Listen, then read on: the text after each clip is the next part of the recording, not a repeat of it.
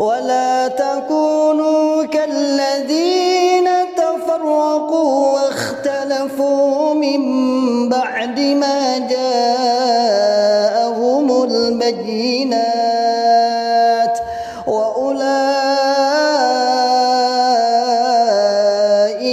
لهم عذاب عظيم.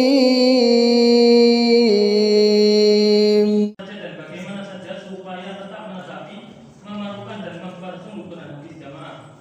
Nasihat dan ajakan ini ajakan yang pol, karena diajak ibadah yang benar, dimasukkan surga, diajak ibadah sebagaimana menetapi kewajiban kita. Prakteknya dengan menetapi agama Islam dan rukun-rukunnya.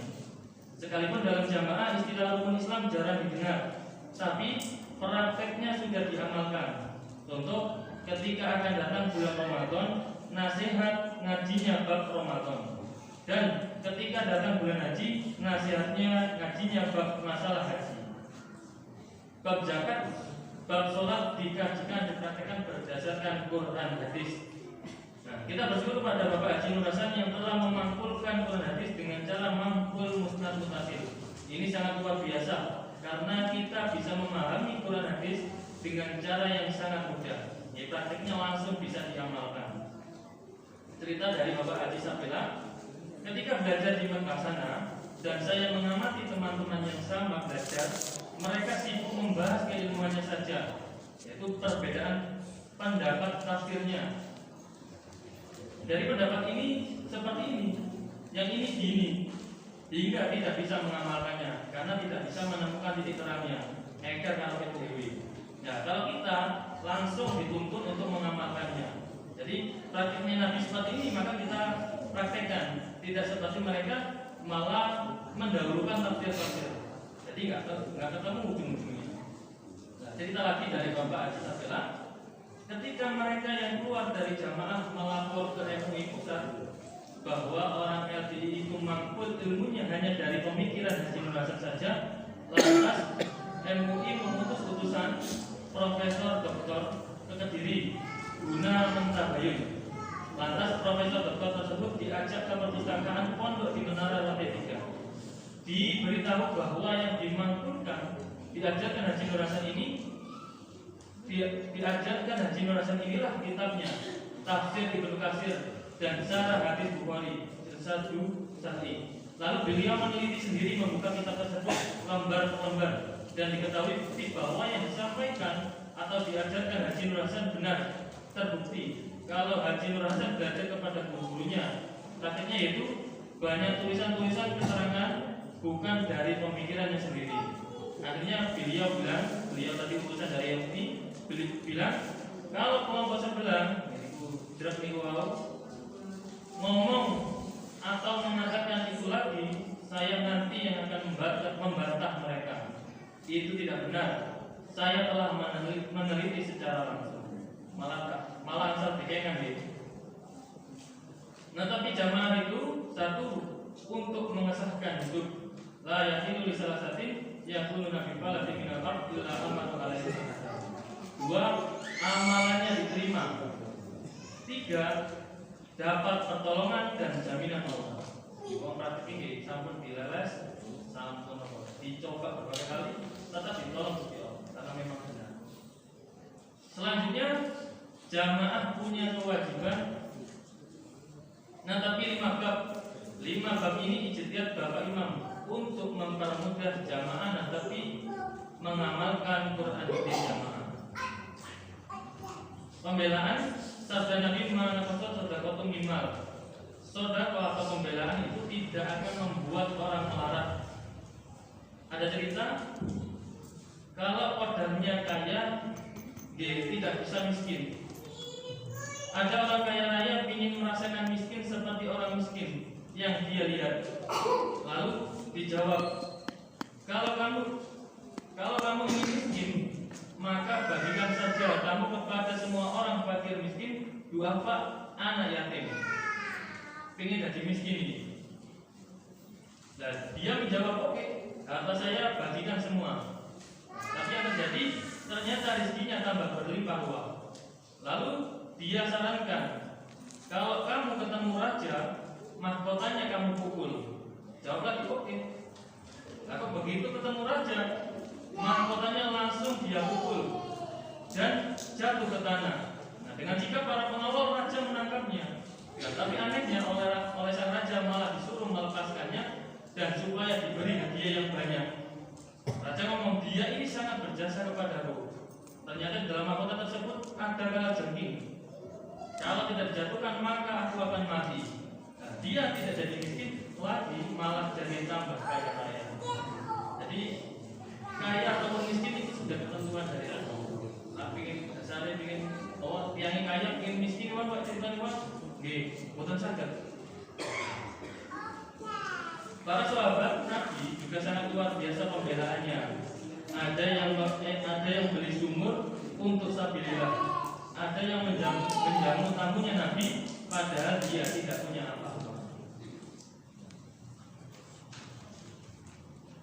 Manfaat sambung sangat luar biasa. Di antaranya kita tidak ketinggalan berita-berita nasihat-nasihat. Contohnya kalau malah nonton bab kesehatan gitu nasihati. Luar biasa nih. Taat berkaitan dengan semakin dekatnya pemilu, maka jamaah supaya tetap rukun, kompak, supaya taat dengan ketentuan-ketentuan dalam satu dapil, satu orang caleg. Dalam satu dapil, satu orang caleg yang didukung suara jamaah. Jangan sampai malah kedua-duanya gagal. Kalau bisa semua calon jamaah jadi. Paling tidak didukung dengan doa. Mudah-mudahan jamaah yang caleg berhasil jadi anggota. Meskipun dua-duanya ini pun orang yang jamaah, tapi ijtihad ini ketentuan dalam satu dapil satu orang caleg yang didukung suara jamaah. Yang satu ini strategi didoakan supaya mudah-mudahan jamaah yang caleg berhasil jadi anggota. Silakan kita praktek. Bisa nih. 4 penutupan supaya dipahami kita seperti jamaah ini ingin masuk surga selamat dari siksa neraka. Kita sebagai manusia hidup di dunia, tugas pokoknya menyembah Allah, ibadah pada Allah. Yang sesuai dengan nabinya atau rasulnya masing-masing. Karena Allah telah memerintahkan ibadah, Allah juga mengutus nabi yang membimbingnya. Wa qad ba'atsna fi kulli ummatin rasulan an ibudullaha wa tajtanibut taghut. Setiap umat Allah telah mengutus seorang rasul yang mana ajarannya sama, yaitu kalian supaya menyembah dan meninggalkan atau menjauhi taghut. Kalau kita umat akhir nabi, kalau kita umat akhir nabinya yaitu Nabi Muhammad, maka harus mengikuti ajaran dari Nabi Muhammad, yaitu Islam. Kitabnya kitab suci Al-Quran. Kitab Al-Quran diturunkan kepada Nabi Muhammad dulu tidak langsung kitab, atau langsung saya berupa kitab ini. Ketika disampaikan oleh para sahabat, ada yang dihafal, ada yang ditulis di batu, di papan kayu, di kulit-kulit hewan. Dan sejarah kehidupan Nabi Muhammad belum ditulis. Setelah Nabi Muhammad wafat, Al-Quran ditulis, dibukukan supaya tidak hilang. Sejarah kehidupan Nabi juga ditulis jadi kitab-kitab hadis. Maka terbukti sabda Nabi, "Taraktu fikum amrayni lan tadillu ma tamassaktum bihima, kitaballahi wa sunnati Nabi." Saat Nabi bersabda ini, kitabillah wa sunnati Nabi itu niku belum ada. Masalah fakta Nabi sunnah supaya tetap dijaga, seperti pengertian jamaah, masalah amir, masalah biat, supaya ditutup rapat-rapat. Kalau ke dalam ya tetap dinasihatkan tidak apa-apa, dijamin Undang-Undang 1945. Istilahnya nasihat pemantapan. Budi luhur itu bukan hanya untuk menutupi jamaah saja, tapi kita jadikan karakter jamaah. Untuk ngurusi ngeramut jamaah, Bapak Imam menunjuk 4 ulama untuk mendampingi, membantu Bapak Imam mengurusi ngeramut jamaah. Ditambahin ini 4 imam, yaitu 1 Bapak Haji Hafidzuddin Akbas, yang kedua Bapak Haji Fawas, yang ketiga Bapak Haji Jerry Wali, yang keempat Bapak Haji Stabila. Di daerah semua generus supaya diurusi, diramut dengan baik. Jamaah usia produktif 20 tahun sampai dengan 60 tahun kerja, usaha sehingga bisa infak, sedekah, bisa mewujudkan rumah sabilillah, aulad dan lain-lain. Yang lansia dilamut supaya bisa husnul khotimah.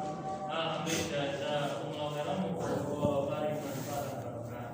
Demikian penyampaian bulan Oktober ini. Bila ada salahnya kurangnya saya mohon maaf yang sebesar. ولا تكونوا كالذين تفرقوا واختلفوا من بعد ما جاءهم البينات